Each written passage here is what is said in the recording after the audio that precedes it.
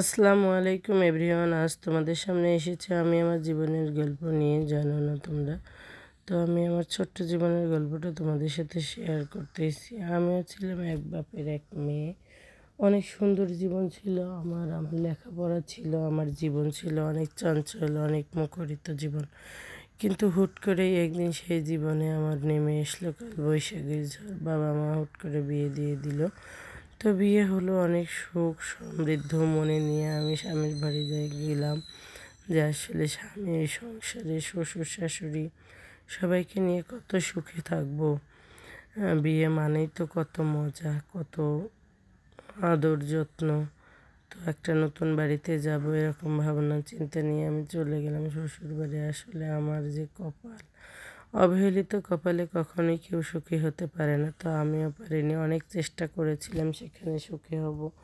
অনেক কষ্টে জীবনযাপন করতাম, যে না একদিন হয়তো সেই মানুষটার মন পাবো ভালোবেসে। যে বিয়ে না করে তাতে কি হয়েছে, বাবা মার দেয়া বিয়েতেও সুখী হওয়া যায়। তো এমন পর্যায়ে দীর্ঘদিন যাইতে যাইতে কিছুদিন পরে আমার বাবু পেটে আসে। কিন্তু সেই মেয়েটাও হয়েছি যারে। হায়রে দুঃখের জীবন, স্বামী তো কাছে পাওয়া থাকলে দূরের কথা, হ্যাঁ মাঝে মাঝে যা অত্যাচারের শেষ ছিল না। এরকম জীবন নিয়ে আমি একটা মেয়ে জন্ম দিই। তো সেই মেয়েটাকে নিয়ে অনেক আশা ছিল যে এখন হয়তো বা আমার সংসারে মোড় ঘুরে যাবে, আমি একটু ভালো সুখের আলোতে বেঁচে থাকতে পারবো। হয়েও ছিল ঠিক ওই রকম, কিন্তু পরে জানি না কেন কি হয়ে গেল, কোন ঝড়ে ভেঙে দিল আমার ছোট্ট ঘরটা। তো ঘর ভাঙার পিছনে কারণ ছিল হচ্ছে আমার চাকরি করা। তো আমাকে চাকরিতে নিয়ে যাওয়ার পরে সে বেদম হারে আমাকে সন্দেহ করতে থাকে। পরে আমি চাকরিটাও ছেড়ে যেয়ে যে না, স্বামীর ঘরে আগে করি, এত কষ্টের সংসার, তো চাকরি না করলেই হবে।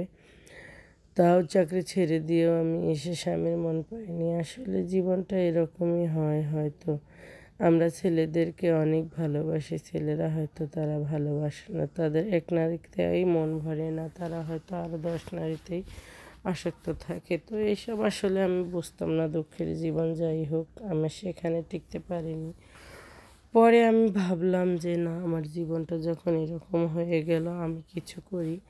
আবারও পুনরায় আমি একটা পোশাক কারখানাতে জব নিই। কিন্তু আসলে দেখেন ভাগ্যের কি নির্মম পরিহাস, সেখানেও আমাকে ভাগ্য ছাড় দেয়নি। আমি আরেকজন আমাকে নিয়ে সেই স্বপ্নে বিবাহ হয়ে গেল। কত মুখরোচক গল্প দিয়ে আমার মনটাকে ভুলিয়ে ভালিয়ে জীবনসাথী করে নিয়ে চলে আসলো। কিন্তু আসলে দেখেন ভাগ্যের কি ফেরাফার, সেখানেও আমার জন্য কত অজস্র দুঃখ বসে আছে, আমি ভাবতেও পারিনি।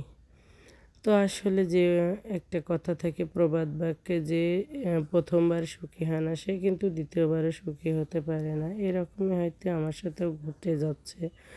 তো আমি কিন্তু এবারও আসলে মা না হয়ে পারিনি। এবারও আমি শত চেষ্টায় মা হয়েছি। তো মা হওয়ার কারণ, দুঃখ কষ্ট দিন যাচ্ছে, বেড়েই চলেছে। আসলে বুঝি না কী করব। তো এইসব জীবনে আসলে সংসার জীবন এত দুঃখ কষ্টের হয়, যারা করেনি তারা কখনো বুঝতে পারবে না। তো প্রত্যেকটা নারীর চোখে মুখে স্বপ্ন থাকে সংসারে সুখী হওয়ার জন্য, কিন্তু আসলে আমার বেলায় ব্যাঘাত ঘটেছিল। তো এই ছোট্ট গল্পটা তোমাদের কীরকম লাগলো, যদি ভালো লেগে থাকে অবশ্যই আমার জন্য দোয়া করবেন। আর আমার এই দুঃখের গল্পটা শুনে আমার পাশে থাকবেন, আমাকে সহানুভূতি দেবেন। খোদা